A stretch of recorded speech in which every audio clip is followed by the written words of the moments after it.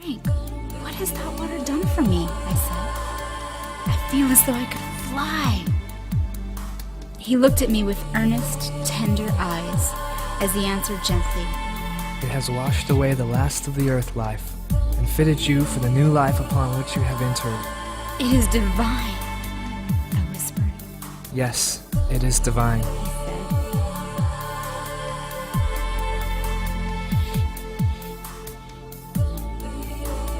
We walked on for some distance in silence, my heart wrestling with the thoughts of the new strange life, my eyes drinking in fresh beauty at every step.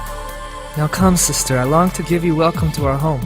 Saying which, he took my hand and led me up the slow steps onto the broad veranda, with its massive columns of gray, between which vines covered with rich, glossy leaves of green were intermingled with flowers of exquisite color and delicate perfume.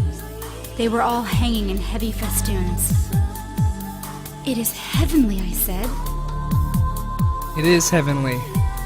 It could not be otherwise. He answered.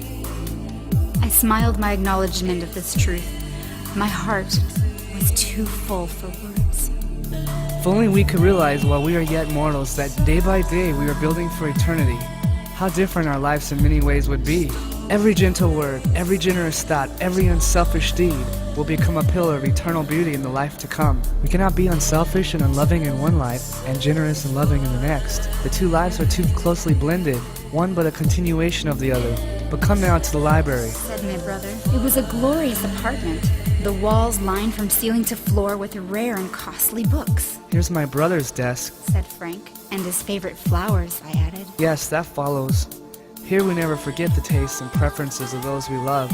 My first sensation upon entering the room was genuine surprise at the sight of the books, and my first words were, "We have books in heaven?"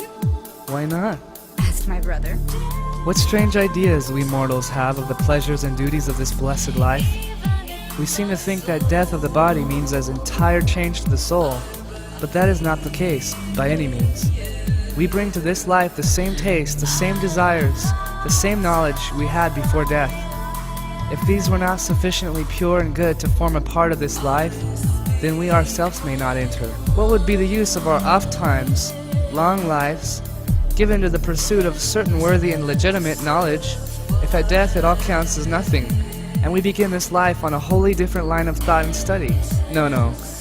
Would that all could understand, as I said before, that we are building for eternity during our earthly life. The more earnestly we follow the studies and duties in our life of probation, the better fitted we shall be to carry them forward, on and on to completion and perfection here. Said Frank. But the books, who writes them? Are any of them books we knew and loved below? Undoubtedly, many of them, all indeed, that in any way help to elevate the human mind or immortal soul. Then many of the rarest minds in the earth life, upon entering on this higher life, gain such elevated and extended views of the subjects that have been with them lifelong studies, that, pursuing them with zest, they write out for the benefit of those less gifted the higher, stronger views they have themselves acquired, thus remaining leaders and teachers in this rarer life, as they were while yet in the world. Leaders there must always be in this divine life, as in the former life. Leaders and teachers in many varied lines of thought. But all this knowledge will come to you simply and naturally as you grow into the new life. Among the books in my library, I found many of my favorite authors.